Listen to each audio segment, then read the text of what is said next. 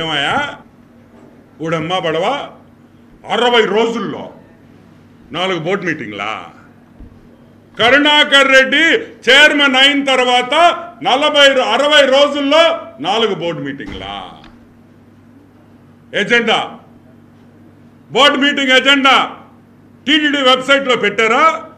TTD వెబ్సైట్లో 4 board మీటింగ్లు 60 రోజుల్లో జరిపిన 4 బోర్డు మీటింగ్లు ఎజెండా టీటీడీ వెబ్సైట్లో ఉందా లేదా? లేదు లేదు లేదు, టీటీడీ వెబ్సైట్లో పెట్టలే. ఎందుకు పెట్టలేదని మేము ప్రశ్న.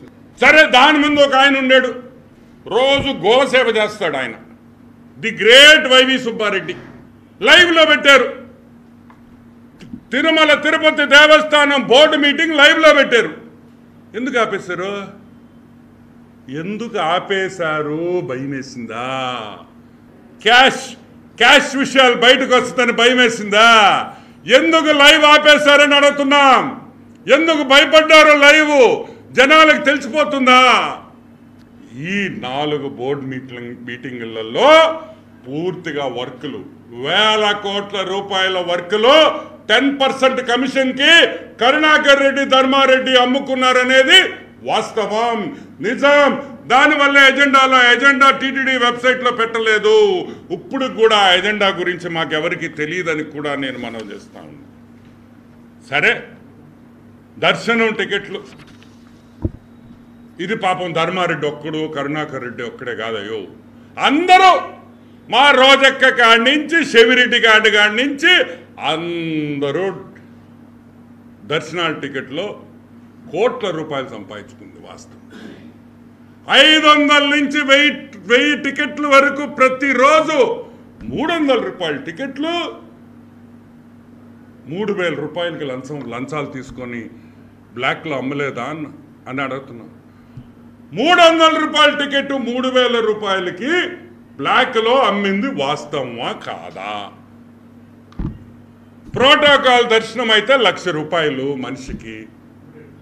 1,00,000 రూపాయలు ప్రోటోకాల్ దర్శనానికి మంత్రులు, ఎమ్మెల్యేలు, వైసీపీ నాయకులు అమ్ముకున్నారా లేదా? ఈరోజు మేము చెప్తున్నాం, 100 కోట్ల రూపాయల టికెట్లు అమ్మే స్కామ్ ఇది అని కూడా నేను మనవి చేస్తా ఉన్నా. 3 టికెట్లు చైర్మన్ కోట అసలు చెప్పనే బల్లే. వాడు ప్రసాద్, వాడు అభినయ్ రెడ్డితో ఉండే ప్రసాద్ గారు బ్రోకరు, మొత్తం టీటీడీ టికెట్లు బ్లాక్లో అమ్మే దాంట్లో ఇతను సిద్ధహస్తుడు. ఈ డబ్బు మొత్తం అభినయ్ రెడ్డికి వెళ్ళిందనేది వాస్తవం వాస్తవం వాస్తవం అని కూడా నేను మీకు మనవి చేస్తా ఉన్నాను. సరే, విశాఖ శారదా పీఠం ఎవడ్రే? ధర్మా, ఏ ధర్మా, మీ అబ్బ సొత్తా తిరుమల తిరుపతి దేవస్థానమా? ఎవడ్రా నువ్వు ల్యాండ్ అలాట్ చేసేదానికి శారదా పీఠానికి? ఏ అర్హత ఉంది నీకు? నువ్వు ఎట్టిస్తావు? అంటే జగన్మోహన్ రెడ్డి బాగుంటే ఇచ్చేస్తారా? అది సరిగా కట్టకపోతే మళ్ళీ హైకోర్టు చిందులేసింది మీ మీద. సిగ్గుందా? నేను అనేది ఒకటే, తిరుమల తిరుపతి దేవస్థానం పూర్తిగా అవినీతిమయం. ప్రతి ఒక్కటి డబ్బులు డబ్బులు డబ్బులు. తిరుపతి తిరుమల దేవస్థానం ఉండి వైసీపీ ఉండి అయిపోయింది.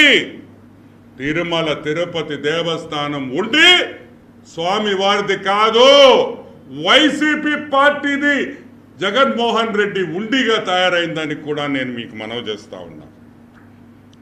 ఇంకా ప్రోటోకాల్ దర్శనం ఇంకొక పాయింట్. ఈరోజు ఎలక్షన్ నోటిఫికేషన్ ఉన్నప్పుడు ఎమ్మెల్యే లెటర్లు, ఎంపీ లెటర్లు, అదేవిధంగా ప్రోటోకాల్ దర్శనం ఎవరికి ఉండదు. అవునా కదా? తరతరాలుగా ఎలక్షన్ వచ్చినప్పటి నుంచి, టీటీడీ బోర్డు నుంచి వచ్చినప్పటి నుంచి ఇది పద్ధతి. ఈరోజు మేము అడుగుతున్నాం, 5 రోజుల మీద ప్రోటోకాల్ దర్శనం ఎలా ఒప్పుకున్నావు? ఎమ్మెల్యే లెటర్లు ఎలా ఒప్పుకుంటారు?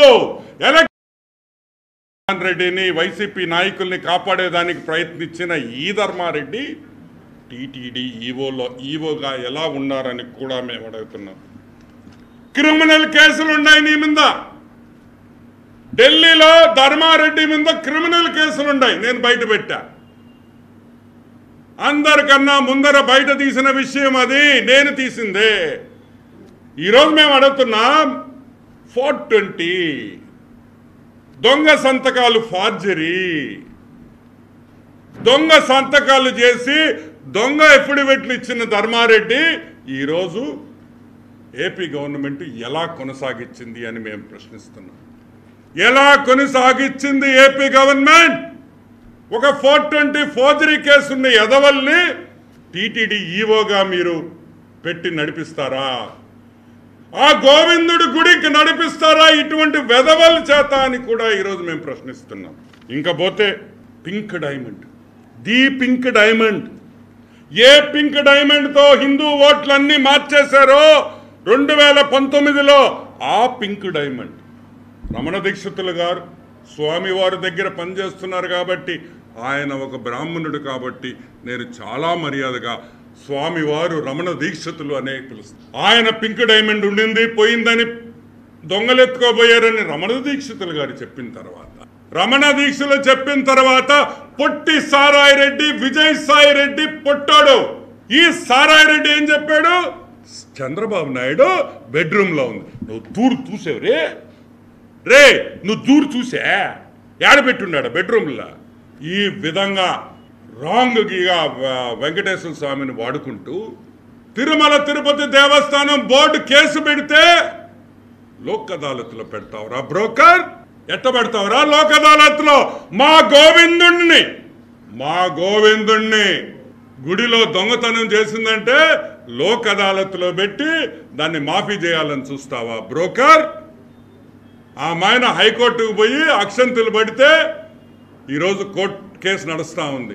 ఈరోజు మేము అడుగుతున్నాం, ఏమైంది ఆ కోర్టు కేసు? ధర్మారెడ్డి, నువ్వు ఆ కోర్టు కేసు నీళ్లు కాల్చావా, నీరు కార్చావా లేదా అని కూడా మేము ప్రశ్నిస్తున్నాం.